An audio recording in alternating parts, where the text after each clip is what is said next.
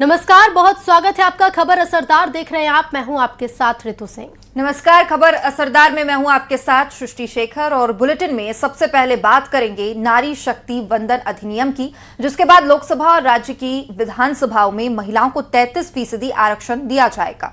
नारी शक्ति वंदन अधिनियम पर चर्चा के लिए 13 से 16 अप्रैल तक संसद का विशेष सत्र बुलाया गया है और उससे पहले पीएम मोदी ने लोकसभा और राज्यसभा के सभी फ्लोर लीडर्स को पत्र लिखकर महिला आरक्षण पर समर्थन मांगा है। देखिए रिपोर्ट।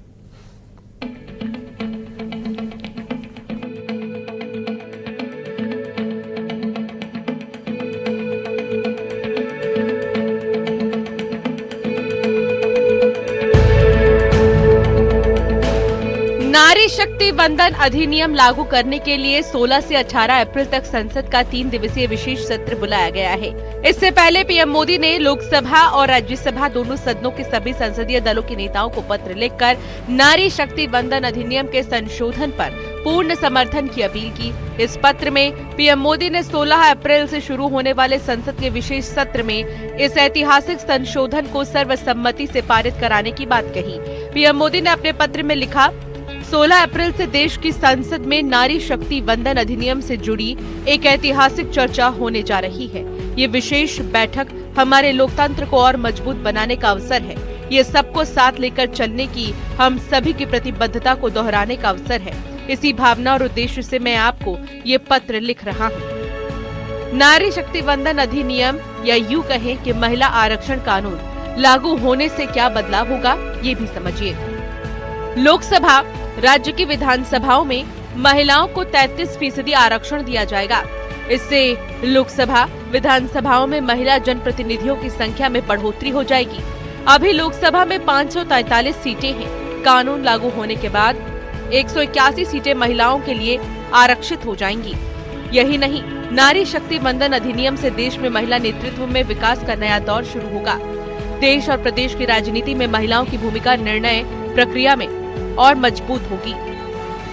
नीति निर्माण में महिलाओं को सीधी भागीदारी मिलेगी। राजनीति में महिलाओं के प्रति दृष्टिकोण में बदलाव लाएगा। महिलाओं को समाज में सम्मानजनक स्थान भी मिलेगा। सीएम डॉक्टर मोहन यादव ने महिला आरक्षण को नारी सशक्तिकरण की दिशा में अहम कदम बताया। सीएम के मुताबिक संसद का विशेष सत्र ऐतिहासिक होगा। प्रधानमंत्री नरेंद्र मोदी के नेतृत्व में देश में महिलाओं को सशक्त बनाने के लिए लगातार प्रयास किए जा रहे हैं। की सबसे बड़ी पंचायत संसद के अंदर महिला आरक्षण से जुड़े महत्वपूर्ण विषय पर विधेयक पारित करवाने की प्रक्रिया के अंतर्गत विशेष सत्र का आयोजन, शक्ति वंदन अधिनियम का पारित करवाना और उसके लिए कृत संकल्पित होना, ये दृढ़ निश्चय यशस्वी प्रधानमंत्री श्रीमान नरेंद्र मोदी जी की नारी सशक्तिकरण के प्रति प्रतिबद्धता है।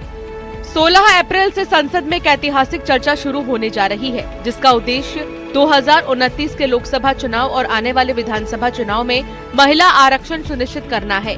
तैयारियां पूरी हो गई हैं। एक तरफ पीएम मोदी ने संसद के सभी फ्लोर लीडर्स को पत्र लिखकर महिला आरक्षण कानून पर समर्थन मांगा है, तो वहीं बीजेपी ने अपने सभी सांसदों को 3 लाइन का व्हिप जारी कर 16, 17 और 18 अप्रैल को सदन में उपस्थित रहने का निर्देश दिया है। तो वहीं कांग्रेस अध्यक्ष मल्लिकार्जुन खड़गे ने पीएम मोदी को पत्र लिखकर महिला आरक्षण कानून पर विपक्ष को भरोसे में न लेने का आरोप लगाया। खड़गे ने परिसीमन पर स्पष्ट जानकारी न होने पर आपत्ति जताई है और चुनाव के बाद सर्वदलीय बैठक बुलाने की मांग की। Bureau report, news 18।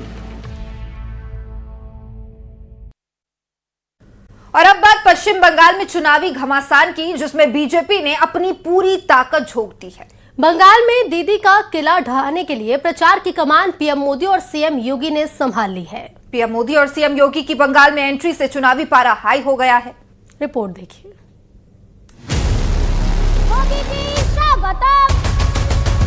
Mamata Banerjee का किला भेदने के लिए बीजेपी ने पश्चिम बंगाल में पूरी ताकत झोंक दी है।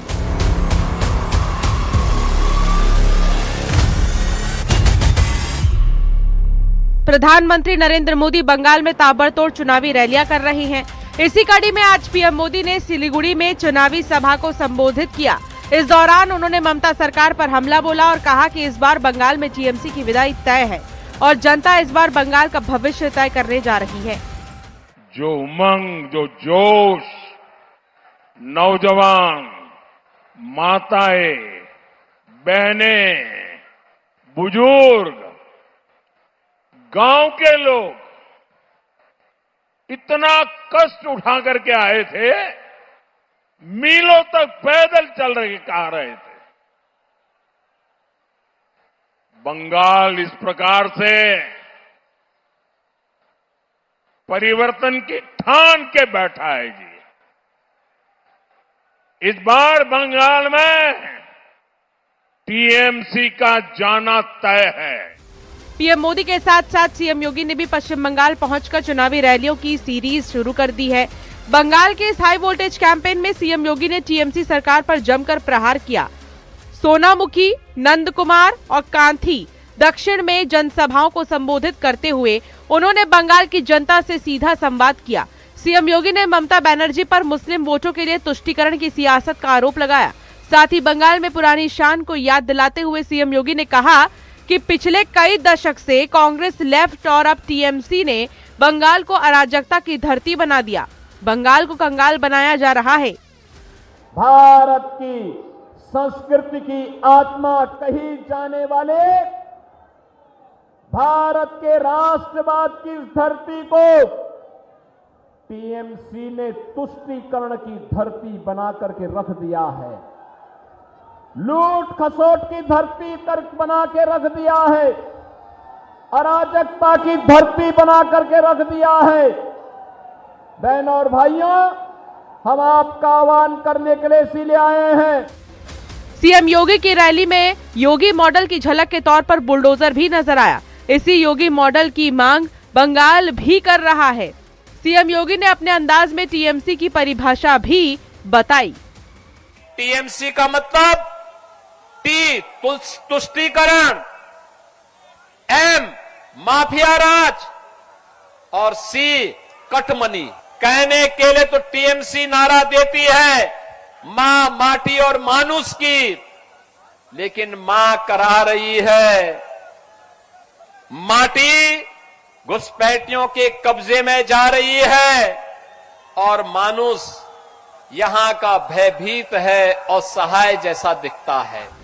पीएम मोदी और सीएम योगी की बंगाल में रैलियां बीजेपी के लिए बूस्टर डोज साबित हो रही हैं। पार्टी कार्यकर्ताओं में नई ऊर्जा भर रही है और विपक्षी खेमे में टेंशन पैदा कर रही है।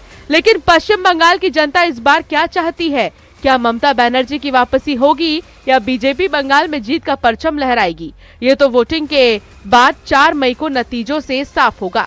तब तक जनता को अपने पक्ष में करने के लिए राजनीतिक लड़ाई जारी है। Bureau report, news 18।